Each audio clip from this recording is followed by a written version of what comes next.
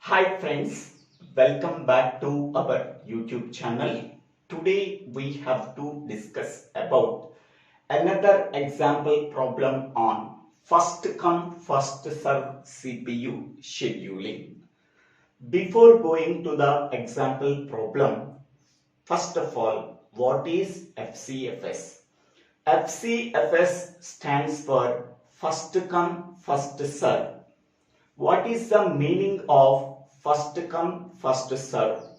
Among the set of 5 processes, which process enters into the ready queue first? For that process, CPU can be allocated. That is called as first come first serve CPU scheduling. Okay, whichever the process enters into the ready queue first, CPU can be allocated to that process. That is called as FCFS CPU scheduling. Next one, FCFS CPU scheduling is non-preemptive scheduling. What is non-preemptive? Once the CPU can be allocated to a particular process in the ready queue, CPU cannot be removed from that process until it completed its execution. That is called as non-preemptive scheduling. Now we can go for the example problem. Consider the set of 5 processes whose arrival time and burst time are given below. Find out the average turnaround time, average waiting time, throughput and efficiency. So the first column represents the process ID that contains 5 processes P1, P2, P3, P4, P5, and the second column represents the arrival time at which time the process enters into the ready queue. The third column represents the burst time, how much time it can be taken to complete its execution by the CPU. After that, we have to calculate these 3: completion time, turnaround time and waiting time. Once they are calculated, we have to find out the average turnaround time, average waiting time, throughput and efficiency. Now, the entire process can be shown by using a chart called as Gantt chart. So, Gantt chart starts with 0 units of time. Now, this is the ready queue and this is the CPU. Whichever the process enters into the ready queue, the CPU can be allocated to that process. Suppose 2 processes has the arrival time same. At that time, CPU can be allocated to which process has least process ID. For that process, CPU can be allocated. Okay, now we are starting the solving of this example problem. Okay, first, among the 5 processes, which process enters into the ready queue? Okay, here initially ready queue is empty. CPU cannot be allocated to any process. Now observe which process has the least arrival time among that 5 processes. Process P2 has least arrival time, that is 0, that is entered into the ready queue first. Now the CPU can be allocated to P2 process at 0 units of time. It can take 1 unit of time to complete its execution. So after 1 unit of time, P2 process completed its execution, then it can be removed from the CPU. Now the ready queue is empty. Okay. Now observe the waiting time of 5 processes. Which process has arrival time 1 unit of time? Okay, there is no process is there arrival time 1 unit. But at 2 units of time, 2 processes are there. So therefore, 1 unit of time the CPU is ideal. It cannot be allocated to any process. So this is nothing but CPU is ideal. CPU is ideal. Next, at 2 units of time, 2 processes are entered into the ready queue, that are P1 and P3. P1 and P3 that are entered into the ready queue at 2 units of time. 2 processes has the same arrival time. CPU can be allocated to which process? The processes has the least process ID. For that process, CPU can be allocated. Among the P1 and P3, P1 process has the least process ID, so that CPU can be allocated to P1 process. Okay. At 2 units of time, CPU can be allocated to P1 process. How much time it takes to complete its execution? 2 units. 2 plus 2, so that is 4 units of time. At 4 units, P1 completed its execution. CPU can be removed from process P1. Next P3 process enters into the ready queue. At 4 units of time, P3 process enters into the ready queue. How much time it can take for complete its execution? 3 units of time. 4 plus 3, so that is 7. At 7 units of time, P3 process completed its execution. It can be removed from the CPU because it completed its execution. Now, next, which process enters into the ready queue among the 2 processes? Okay, so at 3 units of time, P4 process enters into the ready queue. Okay, but here 7 unit of time is there. P4 process enters into the ready queue at 3 units of time. So 4 units of time P4 process are waiting in the ready queue. Because its arrival time is 3, CPU can be allocated to P4 process at 7 units of time. So the difference between 7 minus 3, that is 4. 4 units of time P4 process is waiting in the ready queue. Okay. Now at 7 units of time P4 process, CPU can be allocated. P4 process enters into the ready queue. CPU can be allocated to P4 process. So 5 units of time is required. P4 process completed its execution. So 7 plus 5, so that is 12. At 12 units of time, so P4 process completed its execution. CPU can be removed from that process. Now the ready queue is empty. Next one, P5 process enters into the ready queue at 4 units of time. But CPU can be allocated to P5 process at 12 units of time.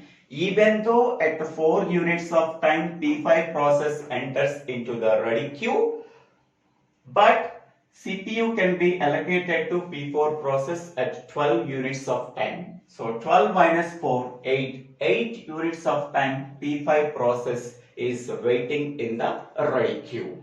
Okay.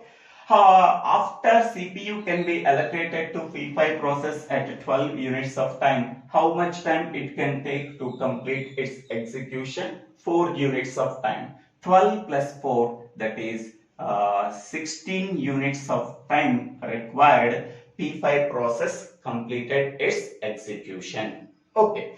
Now, what is the completion time of each and every process? So for P2 process, P2 process completed its execution at 1 unit of time. At 1 unit of time. Next, P1 process completed its execution 4 units of time. Next, P3 process completed its execution 7 units of time. P4 process completed its execution 12 units of time. P5 process completed its execution 16 units of time. Okay, P5 process completed its execution 16 units of time. P4 process completed its execution at 12 units of time. P3 process completed its execution at 7 units of time. P1 process completed its execution 4 units of time. P2 process completed its execution 1 unit of time. Now, how to calculate the turnaround time? So, turnaround time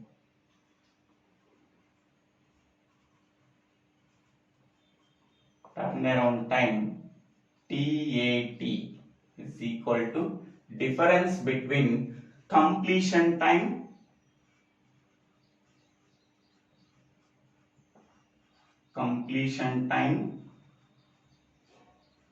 CT minus arrival time AT.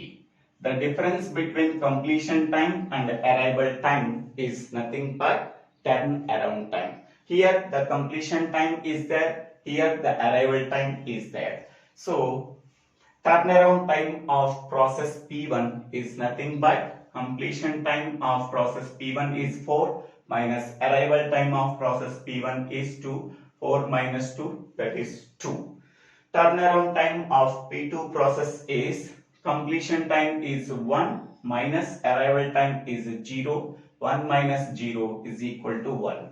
Turnaround time of P3 process is completion time is 7 minus arrival time is 2. 7 minus 2, that is equal to 5. Turnaround time of P4 process is completion time is 12 minus arrival time is 3. 12 minus 3, that is 9. Next, turnaround time of P5 process is completion time is 16 minus arrival time is 4. 16 minus 4, that is equal to 12. Okay. Next we have to find out the average turnaround time. So average turnaround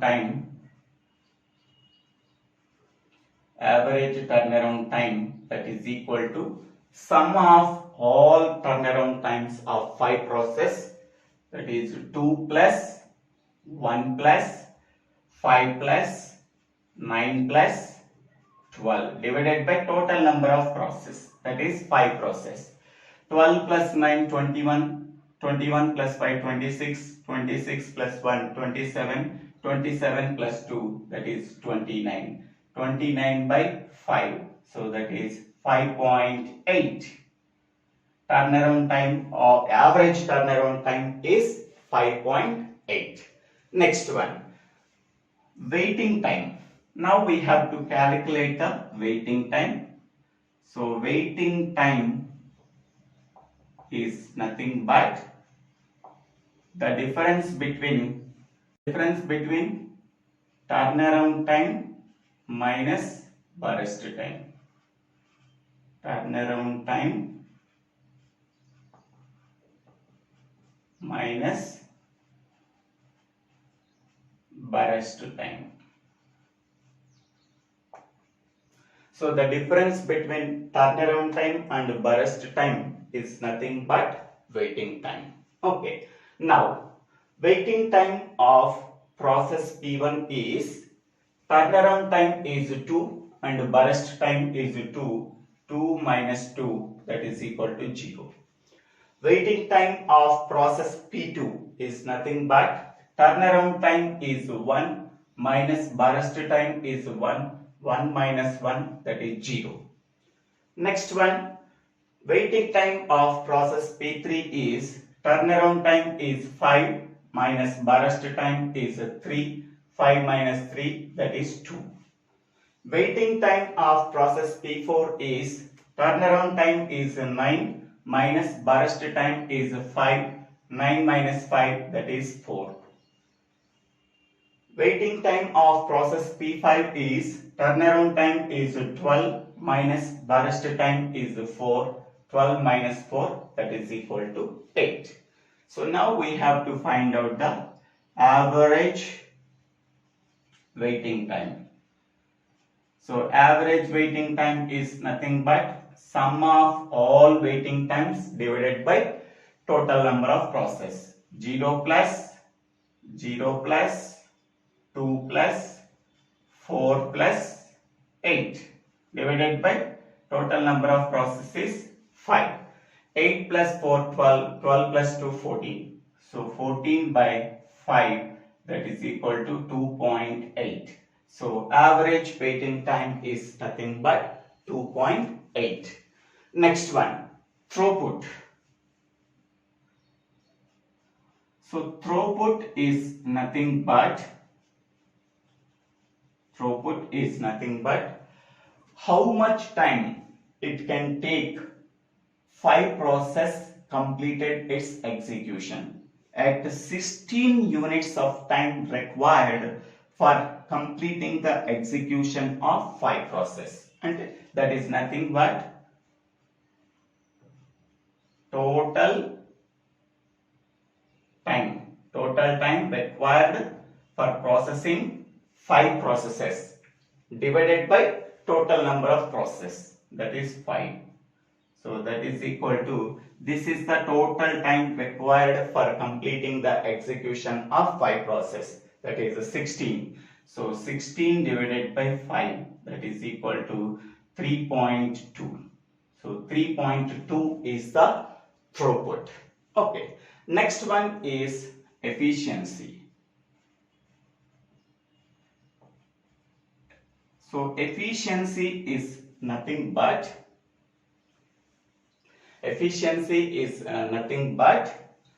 among the total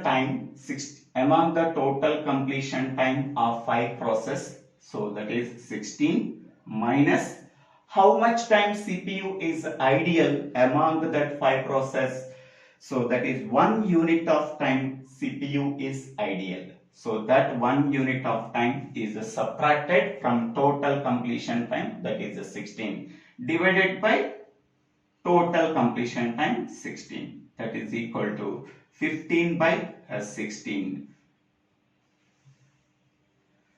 So 0.9, 16 nines 140, 16 nines is 144, 660 means 0.993 approximately, so 93% approx.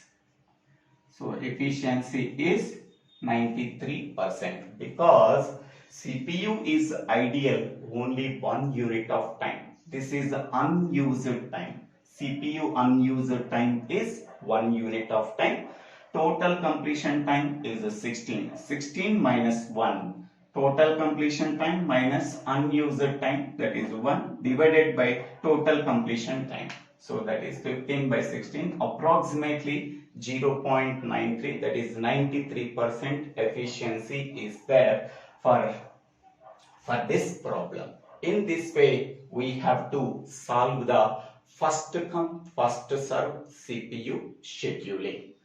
What are the advantages of first come, first serve CPU scheduling? It is very easy to understand. It is very easy to implement.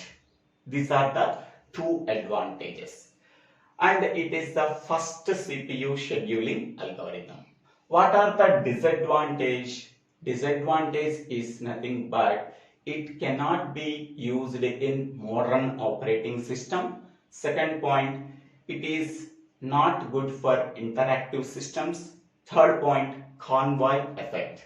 Convoy effect is nothing but smaller processes that has the least arrival time can waiting for the longer process that has large burst time. Okay, that convoy effect is explained already in the previous video. If anybody wants, please refer that video. And one more example problem on FCFS is also explained in the previous video. I hope all of you understanding this video. If you have any doubts, please put your doubts in the comment section. I will try to clarify your doubts. If you really like this video, please subscribe my YouTube channel, DIVVELA SRINIVASA. After subscribing my YouTube channel, click on the bell icon to get the future updates in my YouTube channel. For better understanding of operating system course, go to this channel and go to the playlist called operating system. Thank you. Thank you one and all for watching this video.